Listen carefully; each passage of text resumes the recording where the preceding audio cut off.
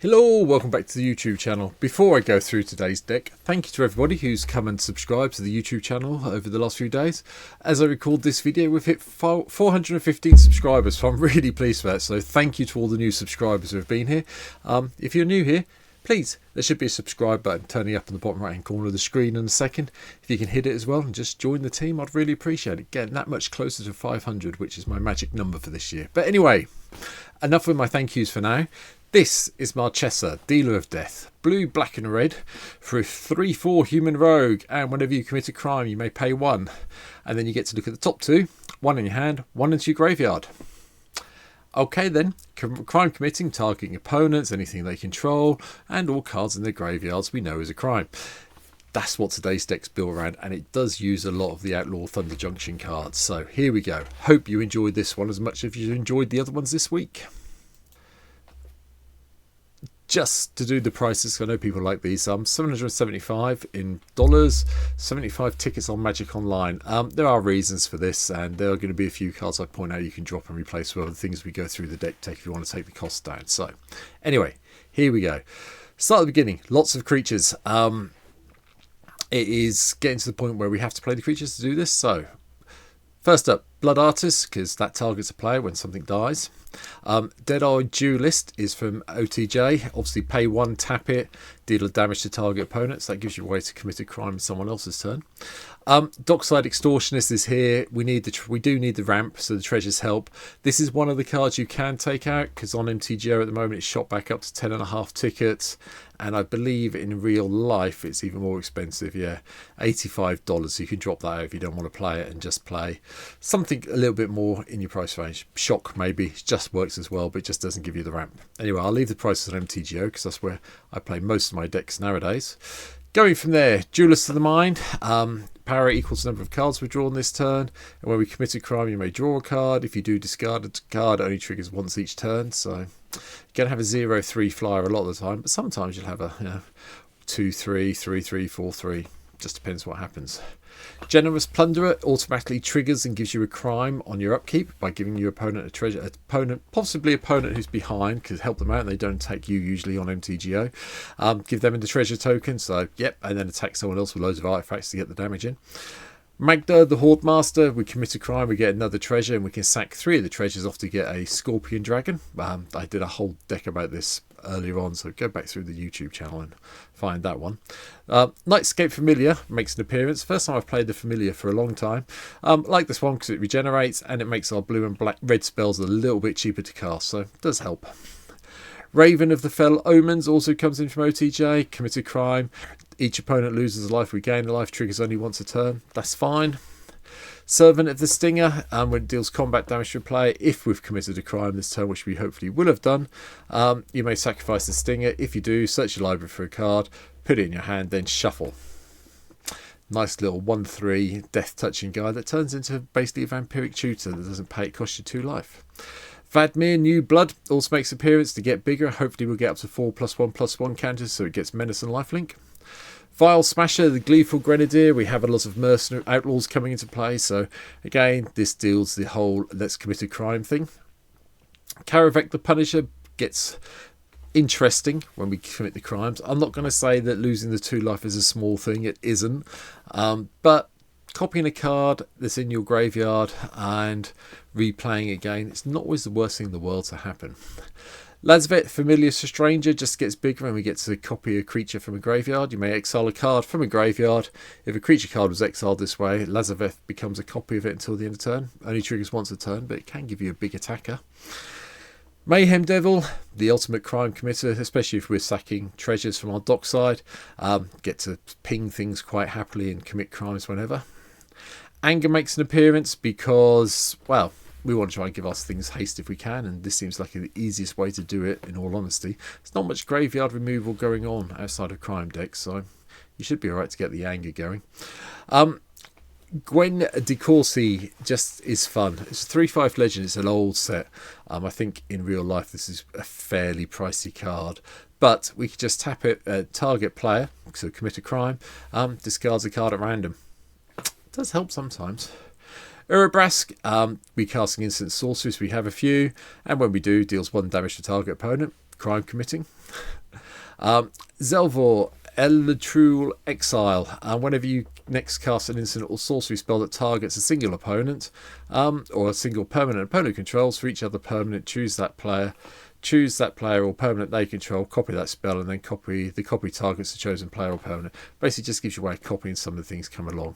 But again, it does help a little bit when we're targeting stuff. So anyway, it's a 4/2 that's a little bit of fun if you want to play that game. Chakram Reaver comes in whenever you cast a spell during our turn, untap target creature.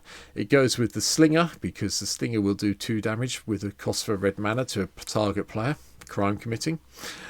Gissa, the Hellraiser, we commit a crime, we get 2 blue and black zombie rogue creature tokens, and then it pumps all our zombies and skeletons up as well by +1/+1 and gives them menace.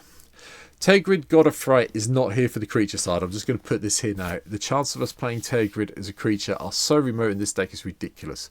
We are much more interested in playing Tergrid's Lantern because it's just tap and target player loses 3 life unless they sacrifice a non-land permanent or discard a card. Instant speed, crime committing. If you've got the mana, you can do it on each player's upkeep, so you get a crime commission each return. Niv Mizzet Paron is also here. We draw a card that deals 1 damage to anyone. That's a crime way of committing a crime. And obviously when a player casts instant sorcery, we draw a card and commit a crime that way. So, hey hum. Lord Xander the Collector comes in. First time I played Lord Xander since his original commander deck back in the day. Does target opponents when it comes into play. Defending player then mills half their library, and then when it dies, target opponent sacrifices half of their non-land permanents they control, rounded down. 2 ways of targeting. 7 mana is expensive, but we've got some tricks. Septual Primordial targets each opponent. They target the graveyard, so that does commit the crimes because you're getting things out of their graveyard into play under your control. And Archon of Cruelty. It's not going to be a deck anymore without Archon of Cruelty, and I've decided, especially if we've got black in the mana somewhere. Target opponent sacrifices a creature or planeswalker, discards a card and loses 3 life. Then we draw a card and gain 3 life. Seems good to me. Couple of quick planeswalkers, Liliana, to target a player to sacrifice a creature, or we can do the whole +1, do the whole discard, each spell 1 discard, especially if we're empty-handed.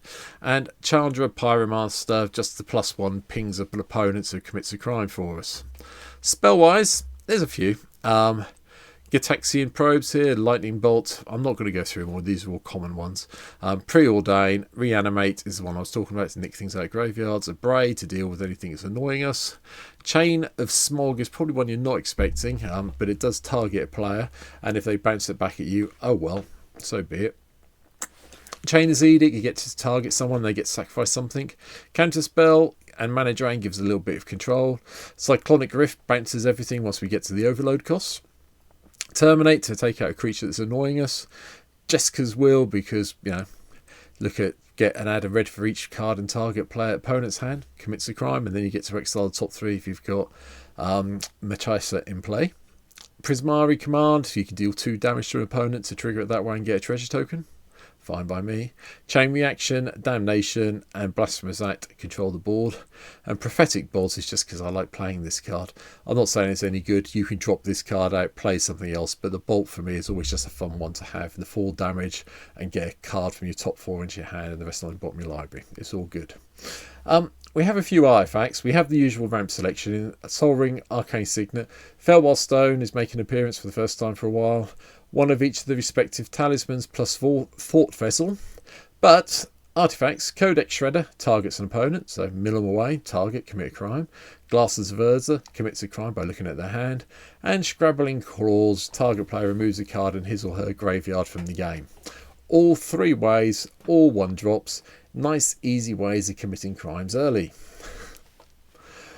Anyway, enchantments. Tiny Bone joins up. We do have a few legendary creatures, so we do get to do the whole target player, any number of target players each mill and lose a life. Obviously, it commits a crime when it comes into play. Animate Dead to get a creature back from a graveyard and gain control of it ourselves. At knife point gives all our outlaws first strike, and when we commit crimes we get to have a 1/1 red mercenary creature token.